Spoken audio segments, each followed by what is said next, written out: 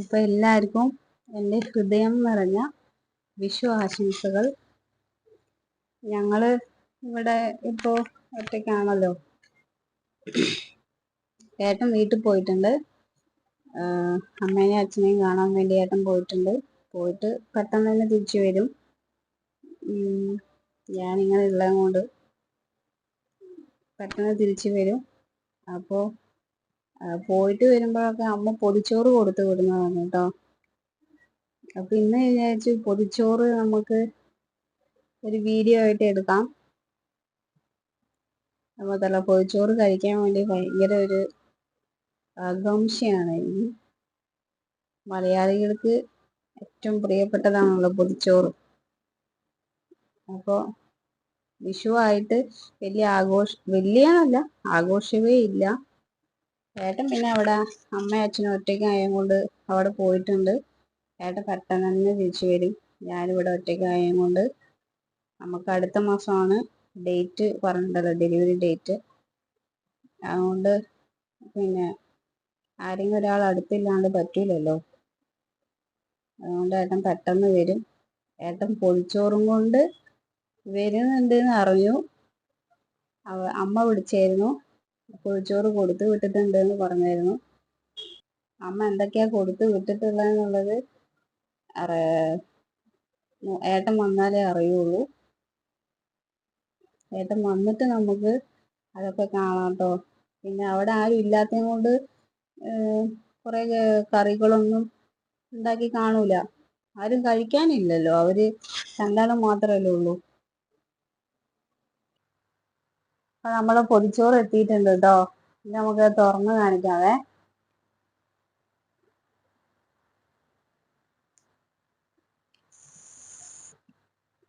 Correct നല്ല വിശക്കാനുള്ള സമയം കൂടിയായി.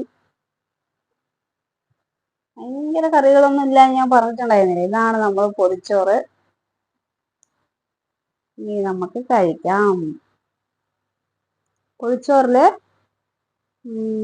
നാരങ്ങാച്ചാറുണ്ട്, മുട്ട ഉണ്ട്, പിന്നെ കോവക്ക മെഴുക്കുവരട്ടി ഉണ്ട്, ഇതെന്നതാ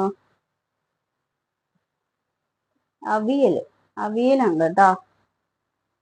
ഇത്രയൊക്കെ മതി നമുക്ക്. അടിപൊളിയായിട്ട് ചോറ് കഴിക്കട്ടെ.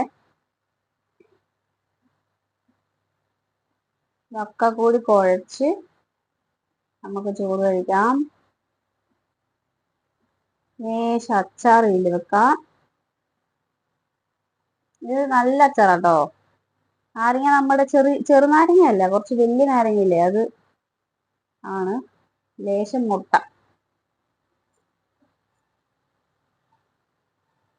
ഇവിടെ വെച്ച് കുറച്ച് തോരൻ. ഇത്ര കറികളൊന്നും വേണമെന്നില്ലേ പൊതിച്ചോറിനല്ലേ. ഒരു ചമ്മന്തി ഒരു അച്ചാറുണ്ടെങ്കിൽ തന്നെ നല്ല, എന്താ പറയാ, ആ ഇല വാട്ടിയതിന്റെ മണം കൊണ്ട് തന്നെ നമ്മൾ ആ ചോറ് മൊത്തം കഴിച്ചു പോകും. ചോറ് തന്നട്ടെ.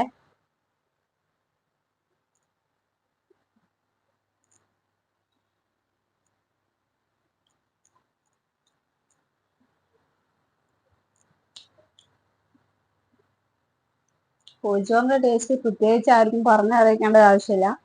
ഉള്ള കറി നിങ്ങളുടെ സൂപ്പറായിരിക്കും.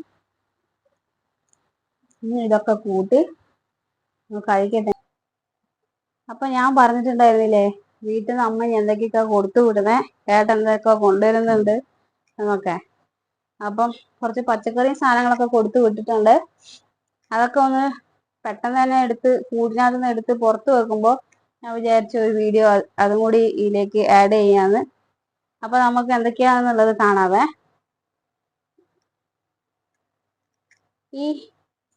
ഈ പയറ് പിന്നെ വാളം പയറ്, വാളരിപ്പയർ എന്നൊക്കെ പറയും. ഈ പയറ് നമ്മുടെ പറമ്പിൽ തന്നെ ഉണ്ടായതാട്ടോ ഇതൊക്കെ. പിന്നെ ഇത് കുറച്ച് തന്നു വിട്ടിട്ടുണ്ട്. ചൂടായത് കൊണ്ട് ഇപ്പൊ അല്ലെങ്കിൽ കുറേ ഉണ്ടാവുന്നതാണ് പച്ചക്കറി. ചൂടായത് കൊണ്ട് ഇപ്പൊ കുറെ കുറഞ്ഞു. ഇത് വാളരിപ്പയറ്, പിന്നെ നമ്മുടെ സ്വന്തം പറമ്പിലുണ്ടായ കോവക്ക നമുക്ക് മാക്സിമം കിട്ടാറുണ്ട് കേട്ടോ. എന്ത് കരിഞ്ഞു പോയാലും ഇത് നമുക്ക് മാക്സിമം കിട്ടാറുണ്ട്.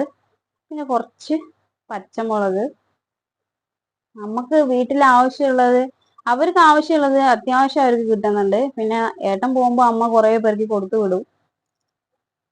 ഇത് ഒരൊറ്റ ഫാഷൻ ഫുഡ്.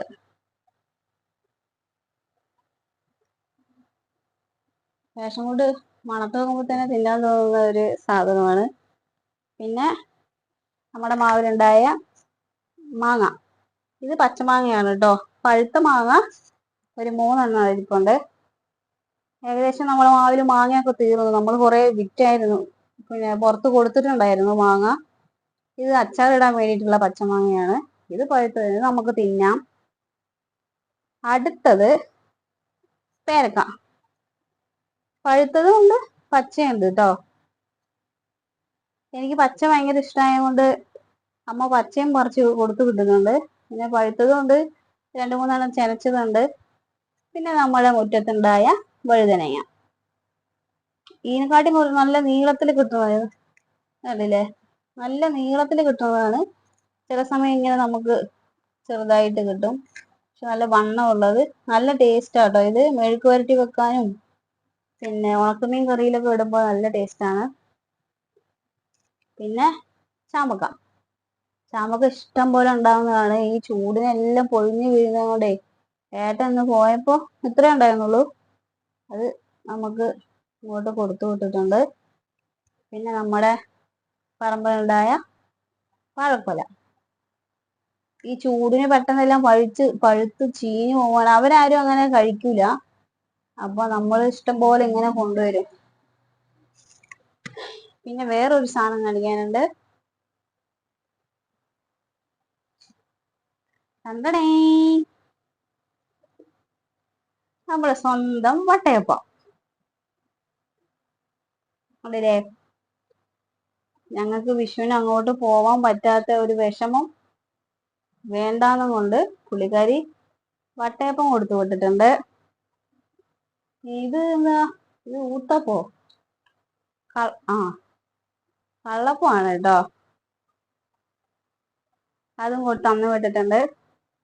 നമുക്ക് വിഷു ഇല്ലാന്ന് പറയാൻ പറ്റില്ല, നമ്മളും വിഷു അടിച്ച് പൊളിക്കുന്നുണ്ട്. പിന്നെ കുറച്ച് ഉണ്ണിയപ്പം കൊടുത്തിട്ടുണ്ട്.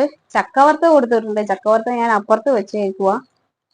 ചക്കവറുത്തത് കൊടുത്തു വിട്ടിട്ടുണ്ട്. നമ്മളെ പറമ്പിൽ ചക്ക ആയി വരുന്നേ ഉള്ളൂ.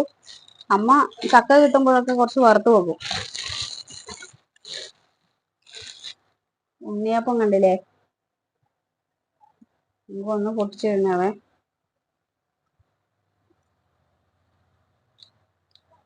ചില സമയത്ത് നല്ല സോഫ്റ്റ് ആയിരിക്കും. അത് നമ്മൾ ഉണ്ടാക്കുന്നത് കുഴപ്പമില്ല, പിന്നെ അരിന്റെ ഒക്കെ കുഴപ്പം കൊണ്ട് ചില സമയം നമുക്ക് പിന്നെ കുറച്ച് ഹാർഡായിട്ട് കിട്ടും. ഇത് അത്ര ഹാർഡും അല്ല ഭയങ്കര സോഫ്റ്റും അല്ല. മധുരം എല്ലാം കറക്റ്റാണ്. നമ്മളെ വട്ടയപ്പം കണ്ടില്ലേ, വിഷുവിന്റെ സ്പെഷ്യലാണ് വട്ടയപ്പം. അമ്മ അത് എല്ലാ കൊല്ലവും അവിടെ അയൽവക്കാർക്കൊക്കെ ഉണ്ടാക്കി കൊടുക്കും വട്ടയപ്പം. തിരിച്ച് അവരും പിന്നെ പെസഹ അപ്പവും അങ്ങനെ എല്ലാവരും കൊടുക്കുക. ഇത്രയൊക്കെയാണ് നമ്മുടെ വീട്ടിൽ ഇപ്പൊ ഉള്ള ചെറിയ കൃഷി. അത് നിങ്ങൾക്കും കൂടി കാണിച്ചു തരാമെന്ന് വിചാരിച്ചു. വേറെന്താ, ചക്ക വറുത്തതുണ്ട്. ചക്ക വറുത്തത് ഞാൻ ഏട്ടൻ കൊണ്ടുവന്ന് അപ്പൊ തന്നെ എടുത്ത് അങ്ങോട്ട് വെച്ചു. ഇനി അത് പോയി എടുത്തിട്ട് വരാൻ കഴിയില്ല. വേറെ പ്രത്യേകിച്ച് ഒന്നുമില്ല. സ്വന്തം കള്ളയപ്പം എന്ന് പറയുന്നത് കള്ളപ്പം. വട്ടയപ്പം ഞാൻ സാധാരണ അമ്മ ഉണ്ടാക്കുന്നത് ഈ കളറല്ല കേട്ടോ, ഇതിനെക്കാട്ടി കുറച്ച് ലൈറ്റ് കളറായിരിക്കും. ഇതിനി വെള്ളത്തിന്റെ എന്തെങ്കിലും കളറ് കൂടി പോയതാണോ എന്താന്നുള്ളത് അറിയില്ല. നമ്മളിപ്പൊ കഴിക്കുന്നില്ല, പൊതിച്ചോറൊക്കെ കഴിച്ചങ്ങോട്ട് വയറ് ഫുള്ളാണ് കേട്ടോ. പറ്റുവാണെങ്കിൽ വൈകുന്നേരം ചായക്ക് കഴിക്കാം. പിന്നെന്താ, വേറെ ഒന്നുമില്ല, ഇത്രയൊക്കെ ഉള്ളു. ഇനി അടുത്ത വീഡിയോ ആയിട്ട് വരുന്നവരെ എല്ലാവർക്കും ടാറ്റ.